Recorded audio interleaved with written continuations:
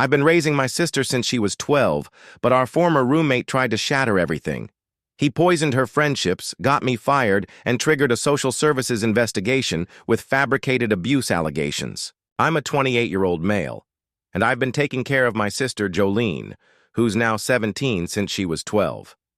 Our dad left when she was 8, and our mom passed away in a workplace accident 4 years later. I was 23 at the time, working in a warehouse and just scraping by. When Mom died, our Aunt Angie wanted to take Jolene, but I knew she was only interested in the survivor benefits. Angie already had 3 kids and was constantly asking Mom for money.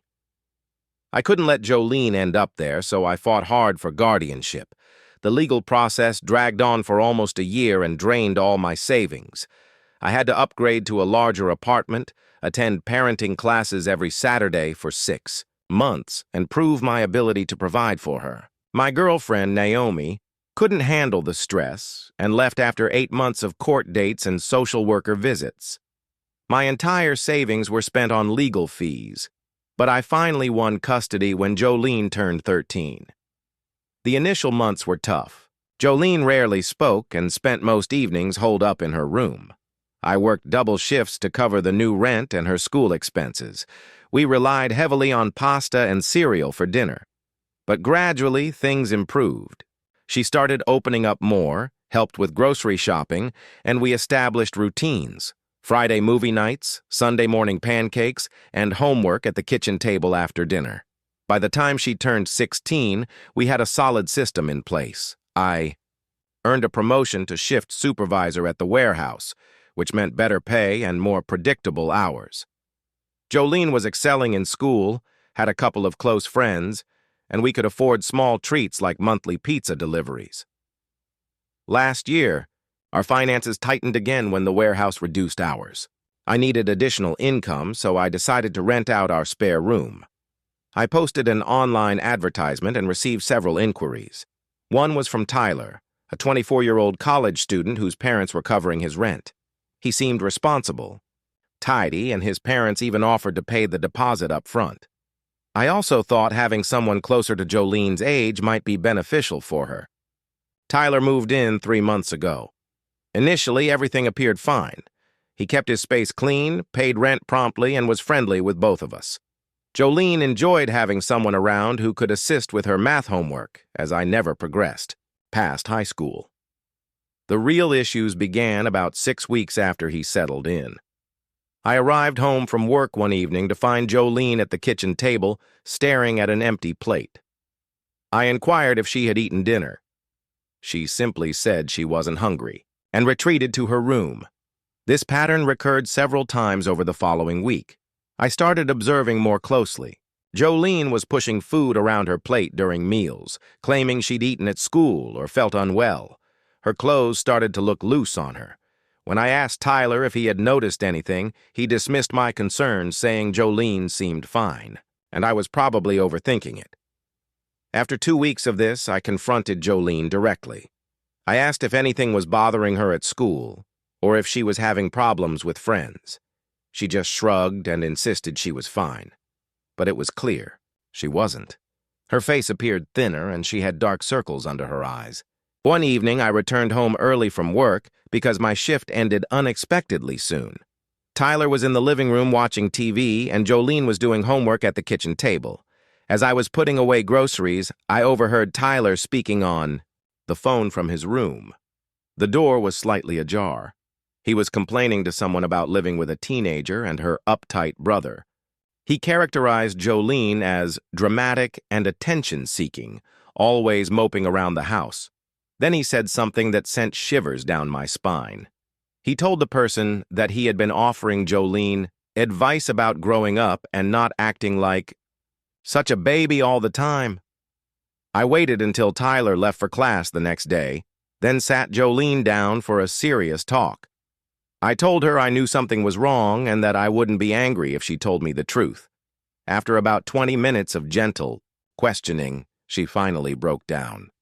Tyler had been making critical comments about her behavior for weeks. When she cried after receiving a poor grade on a test, he told her she was being pathetic and that Crying wouldn't change anything.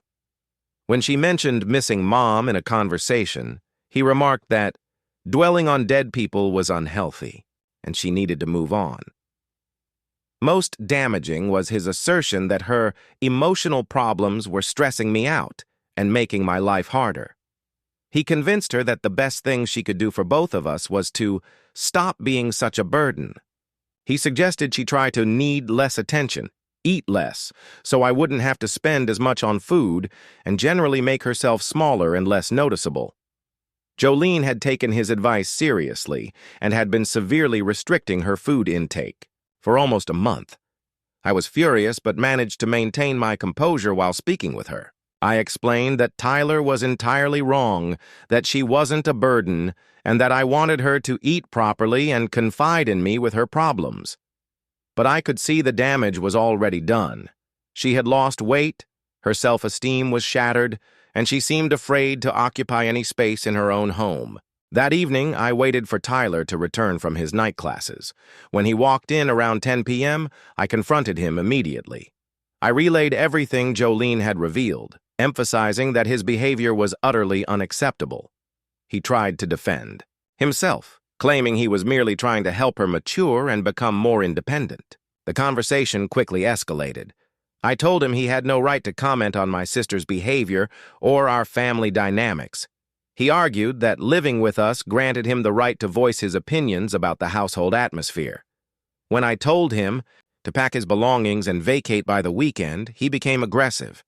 Tyler accused me of overreacting and claimed Jolene was manipulating me by playing the victim. He asserted she had been complaining about me to him for weeks, saying I was too strict and controlling. According to him, she had asked him for advice on how to get me to back off and grant her more freedom. I knew he was lying. Jolene had never complained about my rules, and she certainly wouldn't have asked him to help her lose weight as a form of rebellion. But his willingness to lie so easily about the situation made me realize just how manipulative he truly was. I gave him 48 hours to move out. He left without much drama, though he made several sneering remarks about Jolene being too fragile for the real world. I thought that would be the end of it. I was mistaken. 3 days after Tyler moved out, I received a call at work from Jolene's school. The guidance counselor wanted to schedule a meeting to discuss some concerns about Jolene's home environment. When I inquired about the nature of these concerns, she was vague, but mentioned that someone had contacted the school about potential issues. The meeting was set for the following week. Meanwhile, Jolene started receiving text messages from relatives we barely spoke to. Our cousin Derek, who hadn't contacted us since Mom's funeral, suddenly expressed interest in how we were doing. Aunt Angie, still resentful about losing the guardianship case, started calling and asking intrusive questions about Jolene's health and my work schedule. The school meeting was uncomfortable. The counselor inquired about Jolene's recent weight, loss, our living situation, and my work hours. She wanted to know about any recent changes in the household. I explained about Tyler moving out and the problems that led to it, but I could sense her skepticism. Jolene was present for part of the meeting and supported my version of events, but I observed the counselor diligently making notes about our family situation. She scheduled a follow-up meeting for the following month and mentioned the possibility of involving other school personnel. 2 weeks later, a social worker visited our home. Someone had filed a report alleging that Jolene was being neglected and that I was incapable of providing proper care for her. The social worker was professional but thorough. She inspected our apartment, interviewed Jolene privately, and asked detailed questions about our routines, finances, and Jolene's health. Jolene recounted the same story she had told me and the school counselor. The social worker seemed satisfied with our explanations and noted that our home was clean and well-maintained.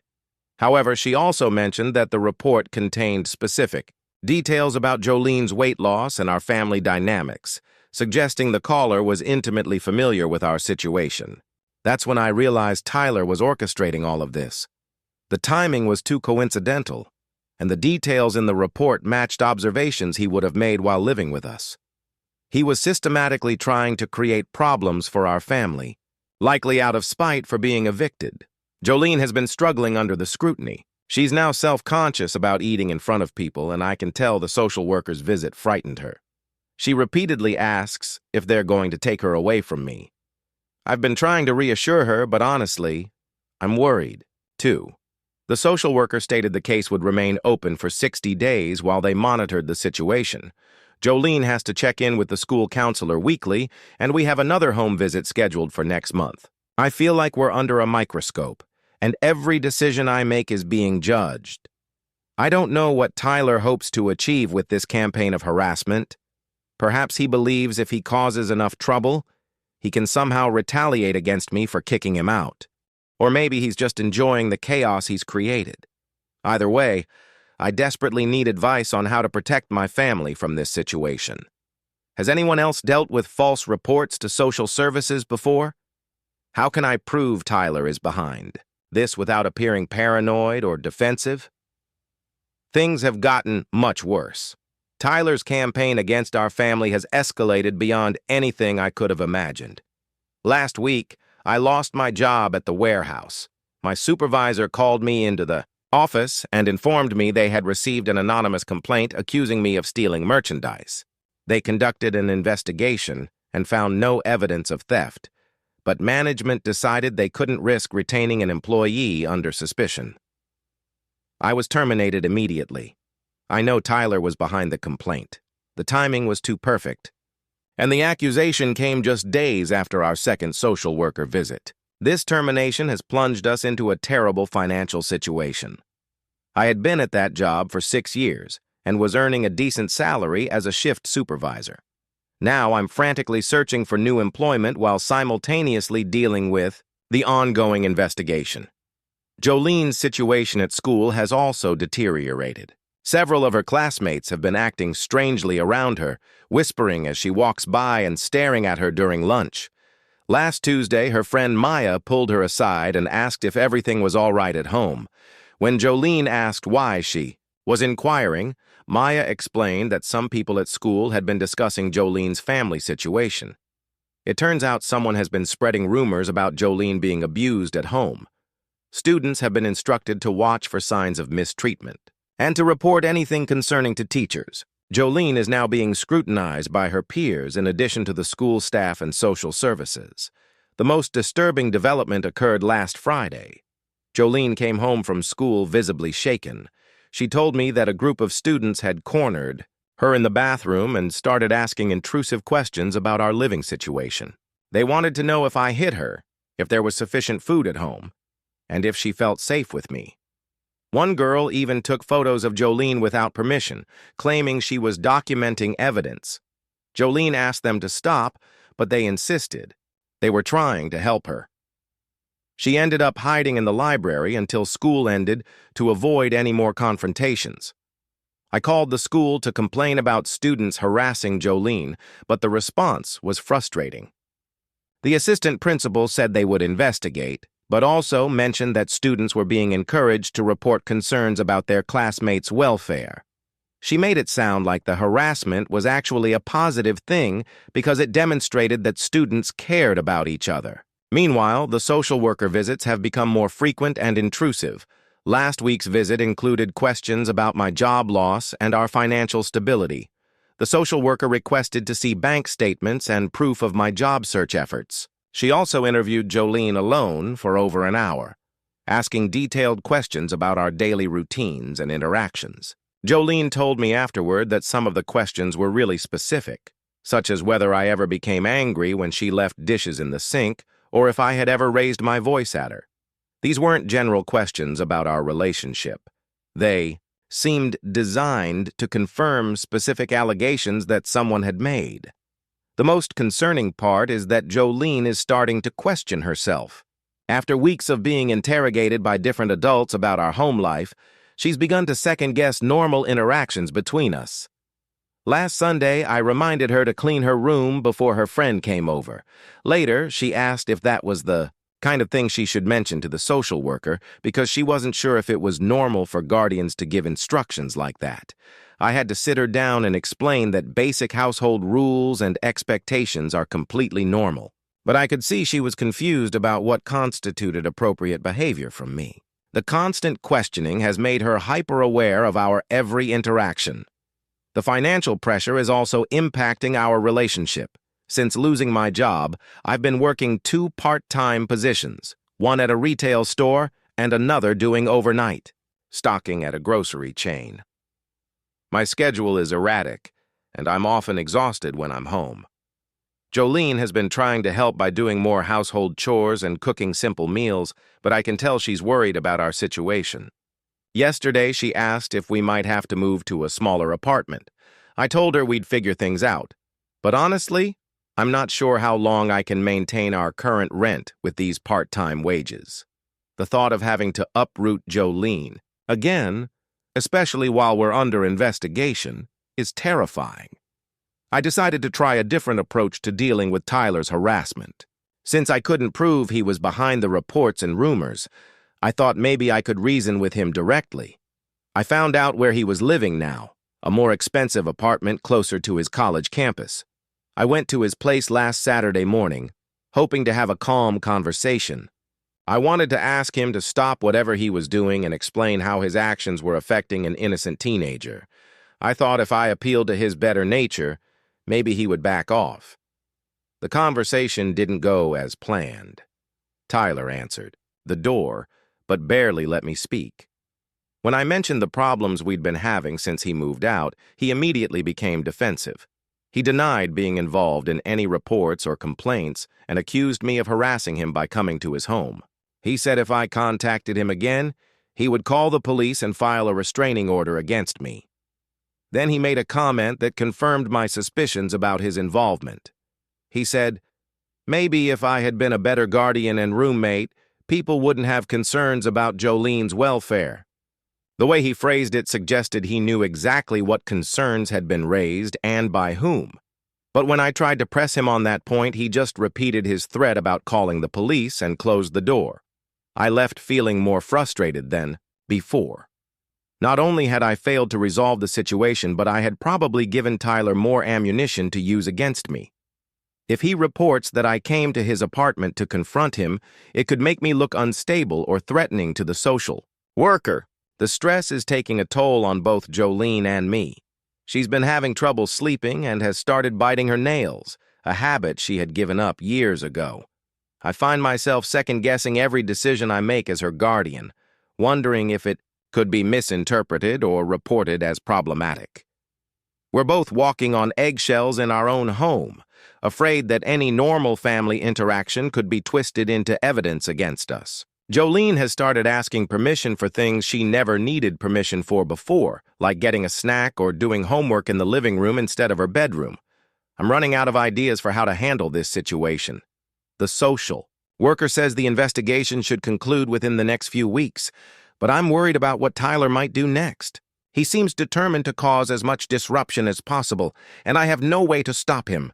I discovered who's been helping Tyler with his campaign against us, and it's someone I never suspected. 3 weeks ago, Jolene's friend Maya started acting strangely around her. She would ask peculiar questions about our home life and seemed uneasy when Jolene talked about normal family things. Jolene mentioned it to me, but I was so preoccupied with dealing with Tyler's harassment that I didn't pay much attention. Last Tuesday, Maya texted Jolene and asked to meet after school. She seemed nervous and kept looking around as if she feared someone would overhear them. Finally, Maya told Jolene that her older sister, Jen, had been dating Tyler for the past month. Maya said Jen had been asking her to find out information about Jolene's home situation. At first, Maya thought Jen was just being caring and wanted to make sure Jolene was okay. But Maya started to realize that the questions were too specific and personal. Jen had been asking Maya to find out things like whether Jolene had to ask permission to eat certain foods, if I ever lost my temper with her, and whether Jolene seemed afraid of me. Maya said Jen would take notes when Maya shared information and asked her to pay close attention to Jolene's behavior and appearance at school. The worst part was that Jen had convinced Maya that they were helping Jolene by gathering this information. Jen told Maya that adults sometimes don't recognize abuse when it's happening, and that they needed to document evidence to protect Jolene. Maya genuinely believed she was being a good friend by spying on Jolene's family life. Maya showed Jolene some of the text messages Jen had sent her. The questions were clearly designed to build a case against me. Jen wanted to know about Jolene's eating habits, her sleep schedule, whether she had privacy in our apartment, and if she ever seemed scared to go home after school. Jolene was devastated. She had been confiding in Maya about the stress of the social worker visits and the rumors at school. Now she realized that Maya had been reporting everything back to Jen, who was sharing it all with Tyler. When Jolene told me about Maya's confession, I finally understood how Tyler had been getting such detailed information about our family. He wasn't just making general complaints. He had inside information about our daily routines and Jolene's emotional state because Maya had been unknowingly acting as his spy. I felt sick thinking about how Jolene had been betrayed by someone she trusted. She had been turning to Maya for support during this difficult time, not knowing that Maya was actually making the situation worse by feeding information to Tyler. Jolene confronted Maya about the deception. Maya broke down crying and said she never meant to hurt Jolene. She explained that Jen had made it seem like they were protecting Jolene from a dangerous situation. Maya said she started to have doubts when the questions became more invasive. But Jen kept insisting they were doing the right thing. Maya also revealed that there were other students involved in monitoring Jolene's behavior at school. Jen had contacted several of Maya's friends and convinced them to watch Jolene for signs of abuse. That explained why Jolene had been feeling like she was constantly being watched and whispered about. The most disturbing part of Maya's confession was that Jen had been coaching her on what to look for. Jen had given Maya a list of abuse indicators and told her to document anything that seemed to match the criteria. Maya had been taking photos of Jolene at school and writing down details about her appearance and behavior. Maya showed Jolene her phone, which contained dozens of photos and notes about Jolene's activities. There were pictures of Jolene eating lunch, walking between classes, and talking to teachers. Maya had been documenting everything under the guise of protecting her friend. I realized that Tyler and Jen had created an extensive surveillance network around Jolene. They had convinced well-meaning students that they were helping to identify abuse, when, in reality, they were gathering information to support false allegations. After Jolene told me about Maya's revelation, I decided to take action. I couldn't prove Tyler's direct involvement in the false reports, but now I had evidence that he and Jen had been manipulating students to spy on Jolene. I scheduled a meeting with the school principal and brought screenshots of the text messages Maya had shared with Jolene. I explained how Tyler's girlfriend had been using students to gather information about our family under false pretenses. The principal was appalled when she saw the evidence. She said the school took privacy violations very seriously and would investigate immediately. She also mentioned that involving students in inappropriate surveillance of their classmates could constitute harassment. The school's investigation moved quickly. Within 2 days, they had interviewed Maya, Jen, and several other students who had been recruited to monitor Jolene. The evidence was clear that Jen had been manipulating students and violating Jolene's privacy. Jen was banned from school property and prohibited from contacting any students. The principal also sent a message to all parents explaining that, outside, adults should not be asking students to monitor their classmates' behavior, and that such requests should be reported immediately. The students who had been taking photos and notes about Jolene were required to delete all the material and attend a presentation about privacy and appropriate peer relationships. Maya was suspended for 3 days for her participation in the surveillance. Jolene's reaction to Maya's suspension was complicated. She was hurt by the betrayal but also felt sorry for Maya, who had genuinely believed she was helping. Jolene said she understood that Maya had been manipulated, but she wasn't sure if she could trust her again. Meanwhile, I shared the evidence of Jen's involvement with the social worker handling our case. I explained that the detailed allegations against me had likely come from information gathered through this surveillance network, rather than from legitimate concerns about Jolene's welfare. The social worker was interested in the new information, but said it didn't automatically invalidate the investigation. She still needed to complete her assessment based on the evidence she had gathered. However, she noted that the source of some allegations was now questionable. I also contacted Tyler's parents, who had been paying his rent when he lived with us. I sent them copies of the text messages showing how their son and his girlfriend had manipulated students to spy on a teenage girl. I explained that their son's actions had resulted in false reports to social services and harassment of our family. Tyler's father called me 2 days later. He said he was shocked by his son's behavior and had confronted Tyler about the situation. According to his father, Tyler initially denied involvement, but eventually admitted to encouraging Jen's surveillance of Jolene. Tyler's father said they were cutting off financial support for Tyler's apartment and requiring him to move back home where they could supervise his activities. He also said Tyler was no longer allowed to contact anyone from our family and would face serious consequences if the harassment continued. The conversation with Tyler's father was satisfying, but I knew the damage had already been done. Jolene's trust had been violated, her privacy invaded, and our family put through months of unnecessary stress and scrutiny. Jolene has been struggling with the aftermath of discovering Maya's betrayal. She's become more cautious about sharing personal information with friends and questions whether other people have hidden motives for their interest in her life.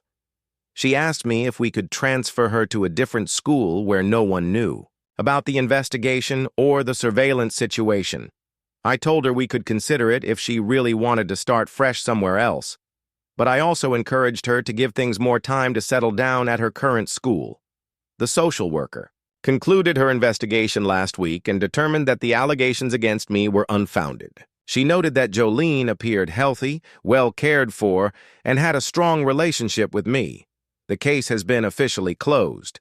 However, the experience has left both Jolene and me changed.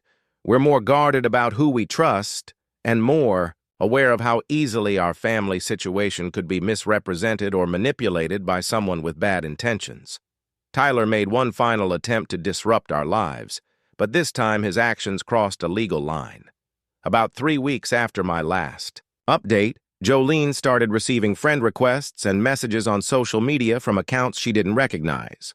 The messages seemed harmless at first, people claiming to be concerned classmates or family friends checking on her welfare. Jolene showed me some of the messages, and they all had a similar tone.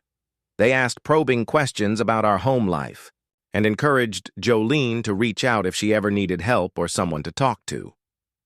The messages seemed designed to make Jolene feel like she was in danger and needed to seek help from strangers.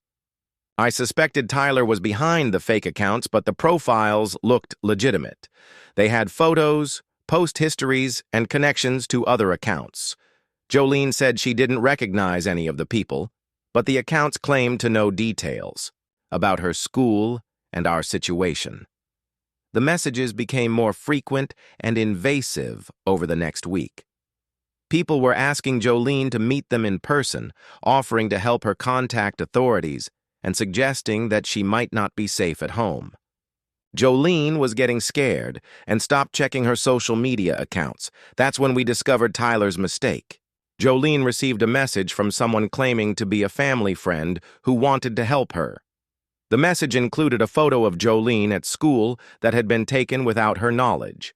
The photo showed Jolene sitting alone in the cafeteria, looking sad. I recognized the photo immediately.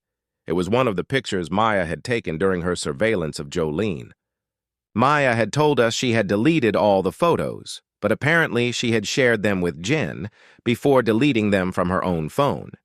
This proved that Tyler or Jen still had access to photos of Jolene that had been taken without permission. More importantly, using those photos to contact Jolene through fake social media accounts could constitute harassment or stalking. I took screenshots of all the messages and photos, then contacted the police. The officer I spoke with said the situation might qualify as cyberstalking, especially since it involved an adult using fake identities to contact a minor with photos taken without consent. The police investigation moved faster than I expected. They traced the IP addresses of the fake social media accounts and found they were all created from computers at Tyler's college campus. They also discovered that Tyler had been using the school's public computers to avoid having the accounts linked to his personal devices. When police contacted Tyler, he initially denied creating the accounts, but when they showed him the evidence, linking the accounts to computers he had used, he admitted to the harassment. He also admitted that Jen had helped him create some of the fake profiles and had provided the photos of Jolene. Tyler was charged with cyberstalking and harassment of a minor. Jen was charged as an accomplice for providing the photos and helping create fake accounts. Both of them accepted plea deals that included probation, community service, and restraining orders prohibiting them from contacting Jolene or me. The legal resolution was satisfying, but the whole experience had taken its toll on Jolene. She had spent months feeling like she was being watched and judged by everyone around her. Even after Tyler was prosecuted, she remained anxious about people's motives for being friendly with her. Jolene decided she wanted to transfer to a different school for her senior year. She said she was tired of being known as the girl who was investigated by social services and harassed online. She wanted to finish high school somewhere she could just be a regular student. I supported her decision to transfer. We found a good school in a neighboring district that was willing to accept her mid-year. The transition was easier than expected, and Jolene seemed relieved to be in an environment where nobody knew about our family's recent troubles. The financial situation also improved gradually. I found a better full-time job at a logistics company that paid more than my previous warehouse position. The stable income allowed us to catch up on bills and rebuild some savings. Jolene has made new friends at her new school and seems more relaxed than she has in months. She started talking about college applications and future plans, which she had stopped discussing during the worst of the harassment. We don't talk much about the Tyler situation anymore. Jolene occasionally mentions feeling grateful that Maya confessed about the surveillance because it helped us understand how Tyler had been getting his information, but mostly she seems focused on moving forward with her life. The experience taught us both some difficult lessons about trust and privacy. Jolene is more cautious about sharing personal information, and I'm more aware of how vulnerable our family situation could be to manipulation by someone with bad intentions. I sometimes wonder what would have happened if Maya hadn't confessed about the surveillance. Tyler might have continued his harassment campaign indefinitely, and we might never have proven his involvement. Jolene's senior year could have been ruined by ongoing scrutiny and false allegations. The restraining order against Tyler and Jen expires in 2 years, but I'm not worried about them trying to contact us again. Tyler's parents made it clear that any further harassment would result in them cutting off all support, and both Tyler and Jen seemed genuinely shaken by the legal consequences of their actions. Jolene will be starting college next fall, and I'm proud of how she handled an impossible situation with maturity and strength. She never let Tyler's campaign destroy her trust in people completely, even though she learned to be more careful about who she confides in. As for me, I'm focused on supporting Jolene through her final year of high school and helping her prepare for college. The guardianship that I fought so hard for will officially end when she turns 18. But our relationship will continue long after the legal paperwork is finished. Looking back, I think Tyler expected his harassment to break our family apart. Instead, it showed us both how strong our bond really is and how far we're willing to go to protect each other. That might not be the outcome he was hoping for, but it's the one that matters most to us. Now, let's move to the next story. My husband took pictures of himself cheating, calling it documenting his feelings. When I found out, he accused me of being narrow-minded for not understanding his research. Hi, everyone. I'm a 28-year-old female, and I never thought I'd be writing this, but I desperately need to share my story. My entire world was flipped. upside down last week, and I'm still trying to process it all. I've been married to James, a 30-year-old male, for 5 years, and we were together for 7. We first met during our junior year of college at a mutual friends party. He was charismatic, witty, and seemed refreshingly different from other guys I'd dated. He was studying photography and business, while I was focused on accounting. We started dating after he asked me out 3 times. I kept declining because I was concentrating on my studies, but he was sweetly persistent. Our relationship progressed quite rapidly after that. We moved in together during our senior year, and he proposed right after graduation. Everyone said we were a perfect match. His family adored me, especially his mom, Karen. She constantly spoke about how I was the daughter she never had, how I balanced James out, and how we would give her beautiful grandchildren. His sister Rachel and I also became very close. We'd go shopping together, have wine nights, all that typical sisterly stuff. My family was a bit more reserved initially. My sister Sarah never fully warmed up to James. She sensed something off about him, but I dismissed it as her being overprotective. My parents eventually came around after seeing how happy I was. Dad even pulled some strings to help James land his first job at a friend's marketing firm. The first few years of our marriage were wonderful, or so I believed. We both had good jobs, bought a house in a nice neighborhood, and went on vacations together. James was always taking pictures. It was his hobby, and I found his passion for photography endearing. He had an entire setup in our spare room, complete with editing software and everything. I never questioned why he needed 3 laptops for his photography work. I was simply proud that he had a creative outlet. Everything changed last week. I was working from home because my office was being renovated. My laptop started updating in the middle of an important project, so I asked James if I could use his. He was at work, but he always left one of his laptops at home. He'd given me the password months ago, assuring me he had nothing to hide. When I opened it, I noticed a folder on the desktop labeled Personal Studies. Having been married for 5 years, I didn't hesitate to open it. We had always been completely transparent with each other, but what I found made me physically ill. There were subfolders organized by dates, and inside were pictures of James with different women. The most recent one showed him making out with a young woman at what looked like a bar. She was sitting on his lap, and they were clearly very comfortable together.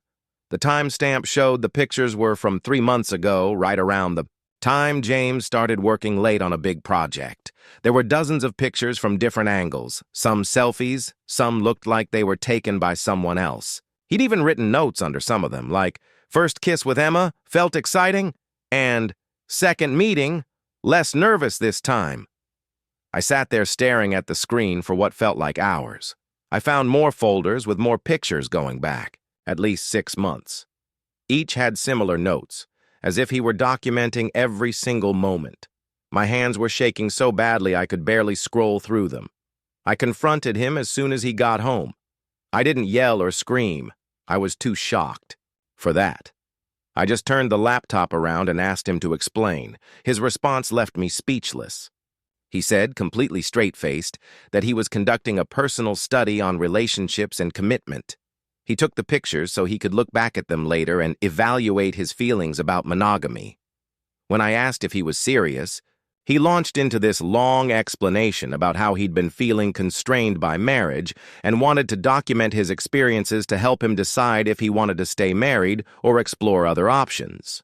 He said he was being responsible by thoroughly analyzing his feelings before making any decisions about our marriage. The more he talked, the more surreal it felt. He actually tried to convince me that this was normal, that plenty of married people do research like this. When I told him this was cheating, plain and simple, he got defensive. He said I was being narrow-minded and selfish, that I wasn't considering his emotional journey. He even had the nerve to claim that since he hadn't slept with anyone, allegedly it wasn't really cheating. I packed a bag that night and went to Sarah's place. She took one look at the pictures and recognized the woman, Emma, from James's office. Apparently, Sarah had seen them having lunch together multiple times, but didn't think much of it since James had always talked about Emma as just a colleague. Finding this out made me wonder what else I'd been blind to. James has been blowing up my phone since I left.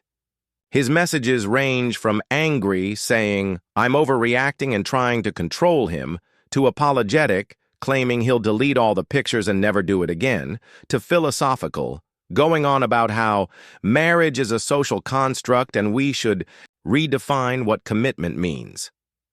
I filed for divorce on Monday. James completely lost it when he received the papers.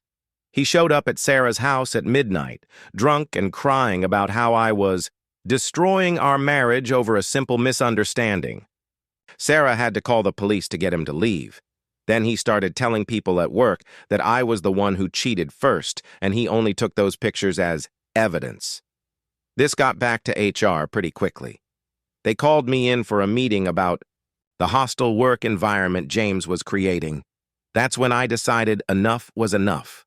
I forwarded HR the pictures from his laptop, the ones taken in the office parking lot, along with screenshots of his admission about why he took them. Turns out documenting your makeout sessions on company property is against several company policies. James got suspended pending investigation, and now he's panicking. He says he'll have to use all our savings to hire a lawyer to fight the company's decision. He's been calling me constantly, begging me to tell HR it was all a misunderstanding, but I'm done covering for him. He made his choices. Now he can deal with the consequences. Right now, I'm still staying with Sarah, trying to figure out my next steps. His family keeps calling, telling me I'm being too harsh, that he deserves a chance to explain himself properly. My mom suggested marriage counseling, but I can't imagine ever trusting him again. How do you come back from something like this? I'll update if anything significant happens, but for now, I just needed to get this off my chest. Thanks for reading. First, I want to thank everyone for their supportive comments on my last post. I never expected it to blow up like it did. These past 2 weeks have been absolute chaos, and I need to get this all out. So, remember how James was suspended from work? Well, that was just the beginning. After HR started their investigation, things snowballed in ways I never imagined. James did end up losing his job. But that's not even the craziest part of what's happened. About 3 days into the investigation, Emma, the woman from the pictures, came forward with her own story. She said she felt guilty after seeing James get suspended and needed to tell the truth. Turns out those pictures I found weren't even the tip of the iceberg. James had been systematically taking pictures with multiple women from different departments over the past year. He had this whole detailed system. He kept spreadsheets tracking dates, locations, and what he called connection ratings. Emma showed HR her own text messages with James, where he asked her to rate their encounters and compare them to her past relationships. He said it was for his personal research into modern relationship dynamics.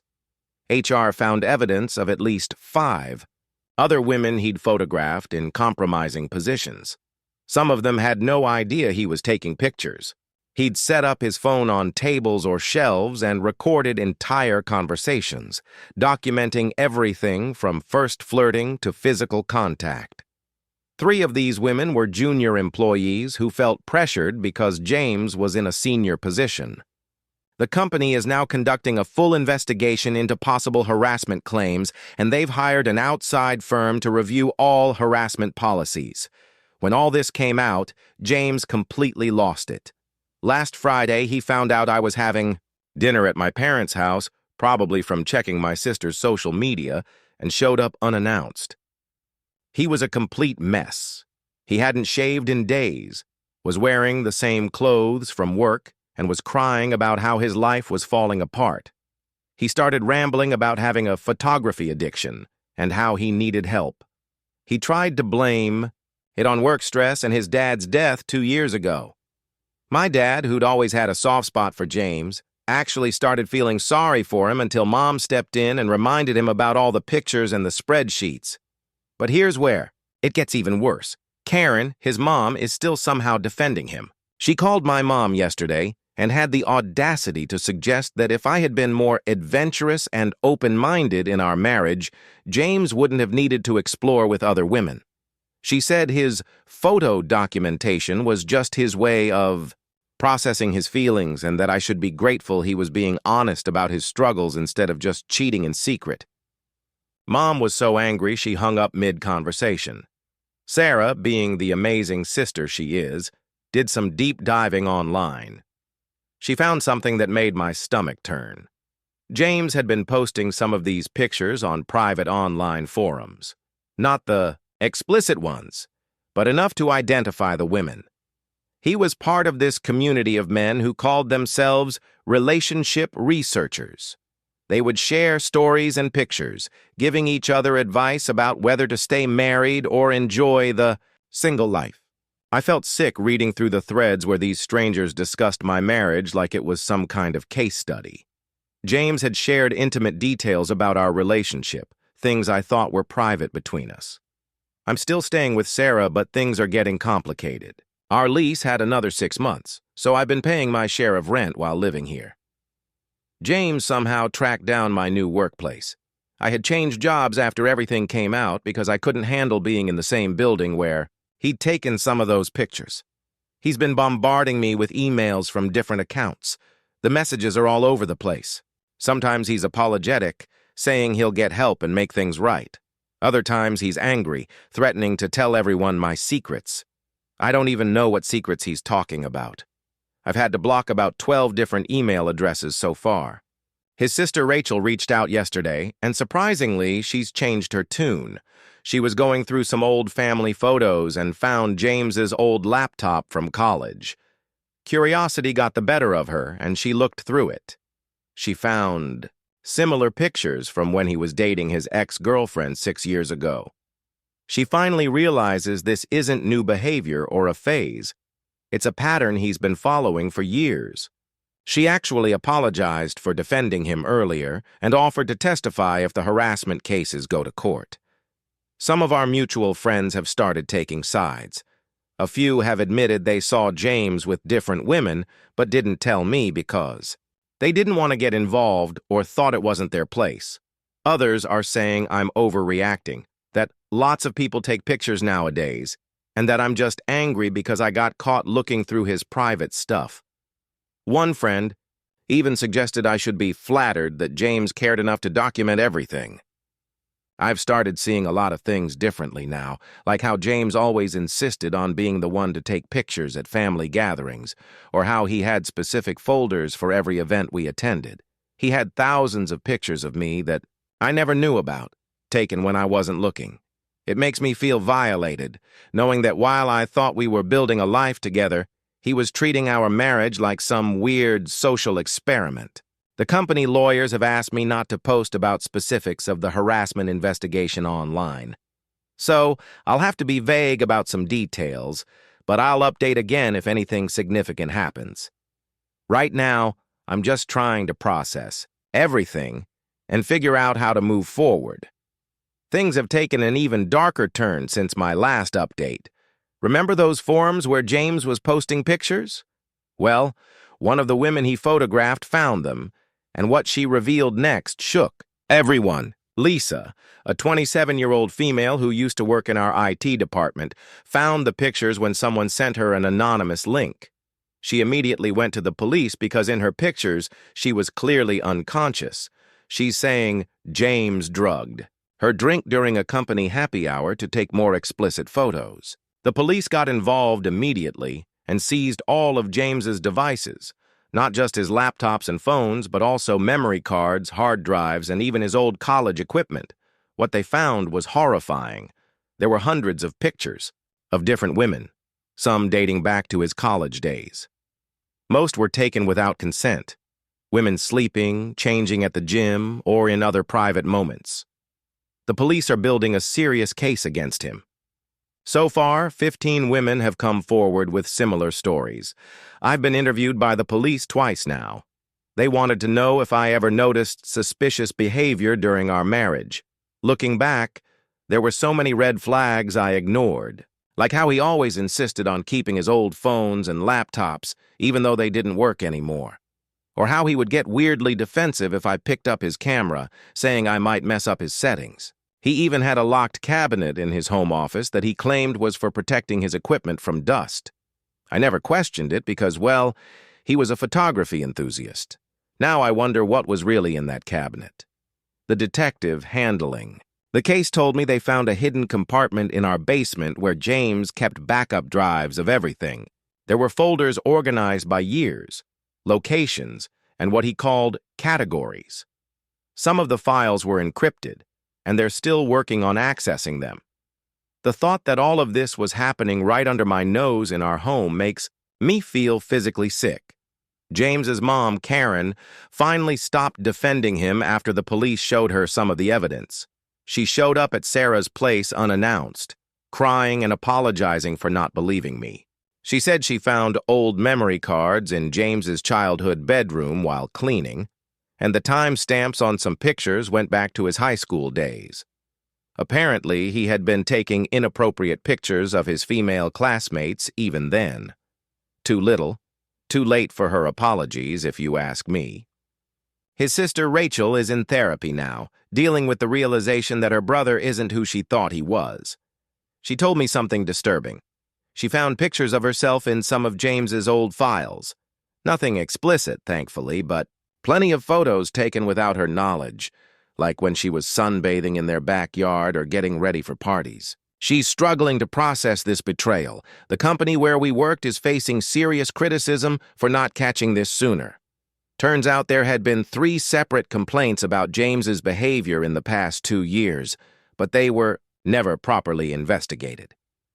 One intern had reported feeling uncomfortable with how often he photographed her, but HR dismissed it as a misunderstanding. They've hired an outside firm to review all their harassment policies and are offering counseling services to affected employees. James tried to contact me again last week through his cousin Mike. He wanted to explain his side before the police investigation goes further. Mike said James has been staying at a motel because Karen kicked him out after finding those memory cards. He's apparently been calling everyone he knows, trying to borrow money for his legal fees. Even his best friend from college, who initially defended him, cut contact after seeing some of the evidence. The most surreal part, some of our old friends are still trying to minimize what he did. They keep saying things like, "Boys will be boys," or, "At least he didn't actually assault anyone." One couple even suggested that this was just James's way of documenting his life and that everyone takes pictures nowadays. I've cut contact with anyone still trying to defend him. The police investigation is ongoing, but they seem confident about their case. They're particularly interested in the encrypted files and the forum where he shared the pictures. Apparently, this might be connected to a larger investigation involving similar cases in other states. I'll update again when I know more, but right now I'm just trying to process everything. Every day seems to bring new revelations about the man I thought I knew. The divorce proceedings are moving forward, and my lawyer says, given the circumstances, it should be pretty straightforward. I think this will be my final update. A lot has happened since my last post, and I want to give you all closure on this situation. James pleaded guilty last week to multiple charges of harassment, invasion of privacy, and unauthorized recording. The evidence was so overwhelming that his lawyer advised him to take a plea deal. He's facing 8 years in prison, though he'll likely serve less with good behavior. The judge was particularly harsh during sentencing, calling his actions a systematic violation of trust and privacy spanning many years. The investigation revealed even more than we initially thought. The encrypted files they found contained pictures dating back 10 years. Some were of his female professors from college. Others were of neighbors, babysitters, and even distant family members. The police found over 2,000 images of unsuspecting women. He had them all categorized and labeled with detailed notes about their daily routines, relationships, and personal lives. His guilty plea led to the arrest of 3 other men from that online forum. Turns out they were part of a bigger network that shared similar documentation of women. The FBI is now involved because some of these photos cross state lines. They're calling it one of the largest cases of organized harassment and privacy violation they've ever seen. Karen, his mom, tried to remortgage her house to help pay for his legal fees, but the bank denied her loan. She's been calling everyone in the family asking for money. Last week she showed up at my new workplace. I don't even know how she found the address, begging me to write a character reference letter for James. She said it might help reduce his sentence. I had security escort her out. Rachel, his sister, sent me all the evidence she found of his early behavior. There were journals from his teenage years where he wrote about his photography projects, which basically amounted to stalking girls, from his high school. She's working with a victims advocacy group now, sharing her story to help others recognize warning signs. The divorce was finalized 2 weeks ago. James couldn't contest anything because he's completely broke. All his savings went to legal fees and victim restitution. The judge awarded me the house and car. Not that it matters much, I'm selling both. Too many bad memories. I'm moving to Seattle next month.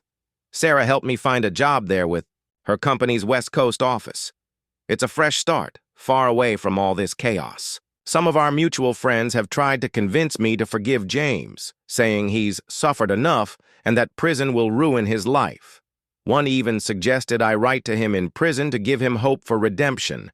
I blocked them all. The company. We worked for reached a settlement with several victims, including Lisa. They've completely overhauled their harassment policies and installed security cameras in all parking areas. HR sent out this long email about their commitment to employee safety, but it feels like too little, too late. James sent me one final letter before starting his sentence. He wrote pages about how he never meant to hurt anyone, how his documentation was just his way of understanding human relationships. He said he hopes someday I'll understand that he did it all for art and research. I didn't respond. The letter went straight into the shredder. Some days I still can't believe this was my life for 5 years. I'm grateful we never had kids. I can't imagine having to explain this to them. The whole experience taught me that sometimes people aren't who they seem to be, and that's okay.